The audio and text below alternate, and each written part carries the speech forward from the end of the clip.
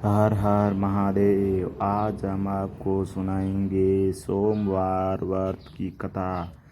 किसी नगर में एक धनी व्यापारी रहता था। दूर दूर तक उसका व्यापार फैला हुआ था। नगर के सभी लोग उसे व्यापारी का सम्मान करते थे।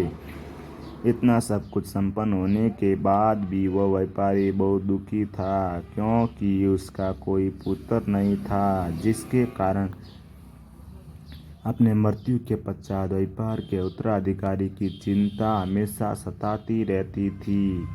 पुत्र प्राप्ति की इच्छा से व्यापारी प्रत्येक सोमवार भगवान शिव की पूजा व्रत किया करता था और शाम के समय मंदिर में जाकर शिव जी के सामने घी का दीपक जलाया करता था। उसकी भक्ति देखकर माता पार्वती बहुत प्रसन्न हुई और भगवान शिव से उस व्यापारी की मनोकामना पूर्ण करने का निवेदन किया। भगवान शिव बोले, इस संसार में सबको उसके कर्म के अनुसार फल की प्राप्ति होती है। जो प्राणी जैसा कर्म करते हैं उसे वैसा ही फल प्राप्त होता है। शिवजी द्वारा समझाने के बावजूद भी माता पार्वती नहीं मानी और उस व्यापारी की मनोकामना पूर्ति हेतु शिवजी से बार बार अनुरोध करने लगी। अतः माता के आग्रह को देखकर भोलेनाथ को उस व्यापारी को पुत्र प्राप्ति का वरदान देना पड़ा। वरदान देने के पश्चात माँ पार्वती से बोले, आपके आग्रह पर मैंने पुत्र प्राप्ति का वरदान तो दे दिया, परंतु इसका पुत्र 16 वर्ष से अधिक आयु तक जीवित नहीं रहेगा। उसी रात भगवान शिव व्यापारी के स्वप्न में आए और उसे पुत्र प्राप्ति का वरदान दिया। उसके पुत्र के 16 वर्ष तक जीवित रहने की भी बात बताई। भगवान ने वरदान से व्यापारी को खुश तो हुई, लेकिन पुत्र के अल्पायु की चिंता ने उसी खुशी को नष्ट कर दिया। व्यापारी पहले की तरह सोमवार के दिन भगवान शिव का विविध व्रत करता रहा। कुछ महीने के बाद उसके घर एक अति सुंदर बालक ने जन्म लिया और घर में खुशियां भर गई। बहुत धूमधाम से पुत्र का जन्म समारोह मनाया गया, परंतु व्यापारी को पुत्र जन्म की अधिक खुशी नहीं हुई, क्योंकि उसे पुत्र के अल्पायु के रहस्य का पता था। जब पुत्र 12 वर्ष का हुआ तो व्यापारी ने उससे उसके मामा के साथ पढ़ने के लिए वाराणसी भेज दिया। लड़का अपने मामा के साथ शिक्षा प्राप्ति हेतु चल दिया। रास्ते में जहाँ मामा भांजे विश्राम हेतु रुकते हैं, वही यज्ञ करते हैं और ब्राह्मणों को भोजन कराते हैं। लंबी यात्रा के बाद मामा भांजा एक नगर में पहुंचे। उस दिन नगर के राजा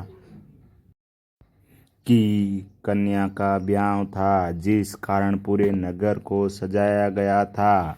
निश्चित रूप से समय पर बारात आ गई, लेकिन वर का पिता अपने बेटे की आंख से काने होने के कारण बहुत चिंतित था। उससे भय था कि इस बात का पता चलने पर कहीं राजा विवाह से इनकार न कर दे, इससे उसकी बदनामी होगी।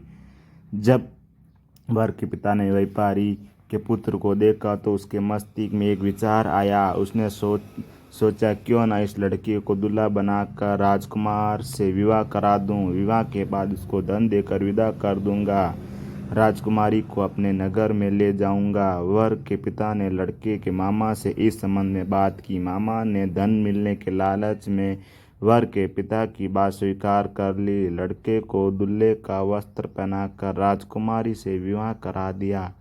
राजा ने बहुत सारा धन देकर राजकुमारी को विदा किया। शादी के बाद लड़का जब राजकुमारी के साथ लौट रहा था तो वह सच नहीं छिप सका। उसने राजकुमारी के ओढ़नी पर लिख दिया, राजकुमारी, तुम्हारा विवाह मेरे साथ हुआ था। मैं तो वाराणसी पढ़ने के लिए जा रहा था और अब तुम्हें जिस नवयुवक की पत्नी बनना पड़ेगा वह कान्हा है। जब राजकुमारी ने अपनी ओढ़नी पर लिखा हुआ पढ़ा तो उसने कान्हे लड़के के साथ जाने से इनकार कर दिया। राजा को जब ये सब बातें पता लगी तो उसने राजकुमारी को महल में ही रख लिया। उधर लड़का अपने मामा के साथ वाराणसी पहुंच गया। गुरुकुल में पढ़ना शुरू कर दिया। जब उसकी आयु 16 वर्ष की हुई तो उसने यज्ञ किया। यज्ञ की समाप्ति पर ब्राह्मण